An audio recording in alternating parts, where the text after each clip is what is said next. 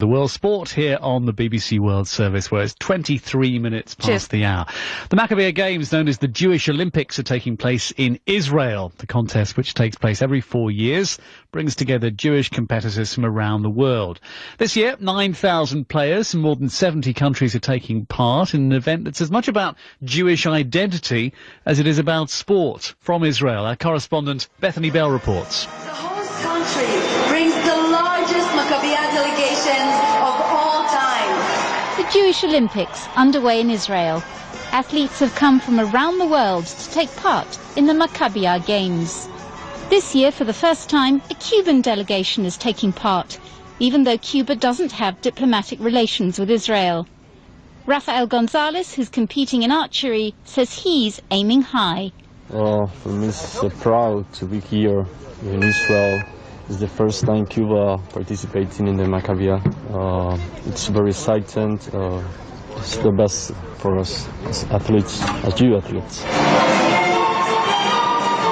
The first games, which were supported by early Zionist leaders, were held in the 1930s, when rising anti-Semitism in Europe made it hard for Jews to compete in big sporting events. Many athletes chose not to go back to Europe and settled here. These days, the Games aim to encourage connections between Jews in the diaspora and in Israel. Amir Peled is the chairman of the Maccabiah. The ideas of the Maccabiah is to be attractive to Jewish youngsters and even olders with something that nobody can argue about it. Sports is something that united everybody. If you come with the tool of sport and add to it Jewish identity, add to it love to Israel, that's the idea of the Maccabiah. Number 5, photo women, 200 freestyle on its way. There's a big range of ages in the pool. The youngest are in their teens and the oldest in their 80s. And while winning's important, many people here would tell you that these games are as much about Jewish identity as elite sport.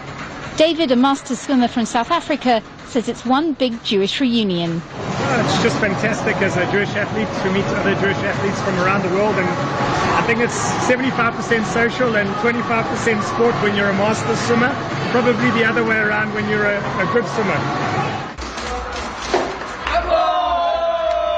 While a handful of Israeli Arabs do take part in the Games, this is an overwhelmingly Jewish event, something the Israeli sports commentator Ron Kaufman is critical of. If there is a sports event, everyone who wants to come should come. From Morocco, from Tunisia, from Kuwait, from Iran, from Iraq. It's sport. There's no room for religion or race in sports.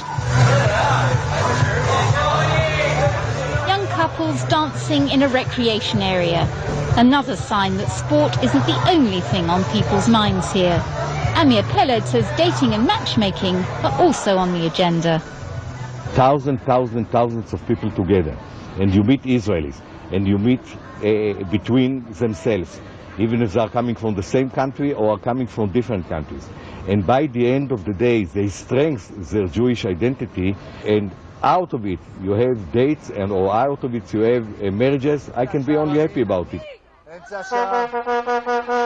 Passions rise as an Israeli girls' football team takes on South Africa. But despite the sporting rivalry, organizers say Jewish links are being forged on the pitch. It's Bethany Bell reporting from Israel, the Maccabiah Games.